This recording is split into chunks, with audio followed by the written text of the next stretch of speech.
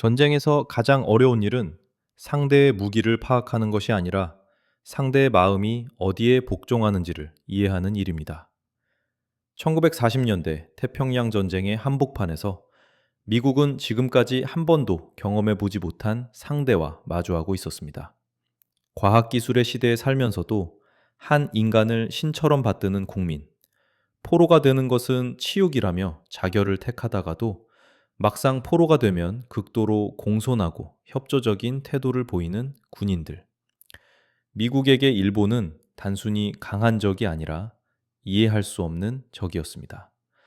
이 낯설음을 해결하기 위해 미국 정부가 선택한 방법은 군사 분석이 아니었습니다. 폭격도 첩보도 아닌 문화 분석이었습니다. 이 임무를 맡은 사람은 미국의 문화 인류학자 루스 베네딕트였습니다. 1944년 미국 국무부는 그녀에게 한 가지 질문을 던집니다. 일본인은 패배를 어떻게 받아들일 것인가? 전쟁 이후 일본을 통치해야 할지도 모르는 상황에서 일본 국민의 반응을 예측하는 것은 군정의 성패를 가르는 문제였습니다. 그러나 문제는 하나였습니다. 베네딕트는 일본에 갈 수 없었습니다. 전쟁 중이었기 때문입니다. 그럼에도 그녀는 포기하지 않았습니다. 일본 문학, 신문, 선전 영화, 군사교범, 그리고 일본계 미국인들과의 인터뷰까지 직접 보지 못한 사회를 텍스트와 말, 상징과 관습으로 재구성했습니다. 그렇게 2년에 걸쳐 완성된 보고서가 1946년 한 권의 책으로 출간됩니다. 그 이름이 바로 국화와 칼입니다. 베네딕트는 일본 문화를 하나의 단어로 정의하지 않습니다. 대신 두 개의 상징을 나란히 세웁니다.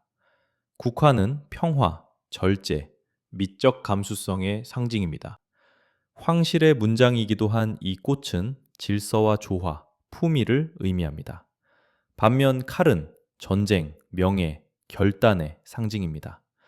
무사도와 충성, 그리고 죽음까지 감수하는 용기를 뜻합니다. 베네딕트가 보기에 일본인은 국화를 사랑하면서도 칼을 숭배해온 민족이었습니다. 이 두 가치는 서로 충돌하지 않고 오히려 동시에 작동해 왔습니다. 그래서 일본인은 얌전하면서도 폭력적이고 예의 바르면서도 잔혹하며 극도로 보수적이면서도 새로운 문명을 놀라울 정도로 빠르게 받아들일 수 있었습니다. 이 모순의 뿌리를 설명하기 위해 베네딕트가 가장 중요하게 본 개념은 성공도 자유도 아닌 자기자리였습니다. 전통적인 일본 사회는 천황을 정점으로 하는 강력한 위계 구조 위에 서 있었습니다. 무사, 농민, 상인, 천민에 이르기까지 모든 사람은 자신의 위치를 알고 있었고 그 자리에 맞게 행동하는 것이 미덕이자 의무였습니다. 중요한 것은 위로 올라가는 것이 아니라 자기 몫을 넘지 않는 것이었습니다. 조화를 깨는 행동은 개인의 문제가 아니라 사회 전체를 위협하는 일로 여겨졌습니다. 섬나라라는 폐쇄적 환경 속에서 안정은 최고의 가치가 되었고 질서를 흔드는 변화는 경계의 대상이 되었습니다. 베네딕트는 여기서 한 걸음 더 나아갑니다. 일본은 이 위계 질서를 국내에만 적용하지 않았다고 봤습니다. 20세기 초 일본은 국제사회 역시 위계로 구성돼 있다고 믿었습니다. 그리고 자신들이 그 정점에 도달했다고 생각했습니다. 대동아공영권이라는 이름 아래 아시아 국가들에게 각자의 분수에 맞는 자리를 요구한 배경에는 이 사고방식이 깔려 있었습니다. 일본은 이 질서가 아시아의 안정과 평화를 가져올 것이라고 믿었고, 이를 거부하는 서구 세력, 특히 미국과의 충돌은 피할 수 없는 것으로 인식했습니다.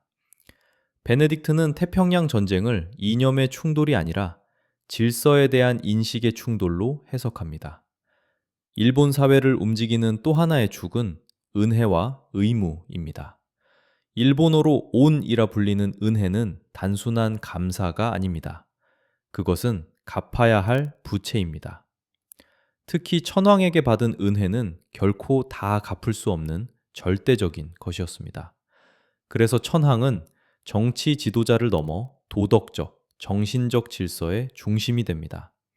전쟁 중 옥쇠가 미덕으로 여겨진 이유도 여기에 있습니다. 죽음은 패배가 아니라 은혜에 보답하는 마지막 수단이었습니다. 그렇다면 질문은 여기로 돌아옵니다. 왜 일본은 패전 후 그토록 빠르게 무기를 내려놓았을까요? 베네딕트의 대답은 단순합니다. 천황이 패전을 선언했기 때문입니다. 천황의 뜻은 싸우라는 명령일 수도 있었고 멈추라는 명령일 수도 있었습니다. 한 일본군 포로의 말은 이 문화를 정확히 보여줍니다. 천황의 명령이라면 대나무 창 하나만 있어도 싸울 것이다. 그러나 천황의 명령이라면 즉시 싸움을 멈출 것이다. 이 양면성은 일본 문화의 강점이자 위험이었습니다. 미국은 이 점을 이해했기에 전후 일본에서 천황제를 완전히 폐지하지 않았습니다. 상징으로 남긴 천황은 사회 붕괴를 막는 현실적인 선택이었습니다. 베네딕트는 일본 문화를 수치심의 문화로 정의합니다. 서구 사회가 양심과 죄책감을 기준으로 옳고 그름을 판단한다면 일본 사회에서는 타인의 시선이 기준이 됩니다. 사람들이 나를 어떻게 보는가? 그 평가가 곧 내 이름, 내 명예, 내 존재의 가치가 됩니다. 그래서 잘못이 없는데도 모욕을 당하면 복수의 대상이 되고 복수가 불가능할 경우 죽음마저 명예회복의 수단이 됩니다. 서구인의 눈에는 비극처럼 보이지만 일본 문화 안에서는 질서를 회복하는 마지막 선택이었습니다. 물론 국화와 칼은 비판에서도 자유롭지 않습니다. 현지 조사가 없었고 전쟁이라는 특수한 상황 속에서 쓰였으며 일본 문화를 지나치게 일반화했다는 지적도 많습니다. 그럼에도 이 책이 오늘날까지 읽히는 이유는 분명합니다. 국화와 칼은 일본을 설명하려는 책이기 이전에 문화가 인간의 행동을 어떻게 지배하는지를 보여주는 사례이기 때문입니다. 전쟁은 끝났지만 오해는 쉽게 끝나지 않습니다. 국화와 칼은 이해하지 못한 채 판단하는 것이 얼마나 위험한지를 조용히 경고합니다. 이 책은 일본에 대한 해설서가 아니라 타자를 이해하려는 인간의 시도가 어디까지 도달할 수 있는지를 보여주는 기록입니다. 감사합니다.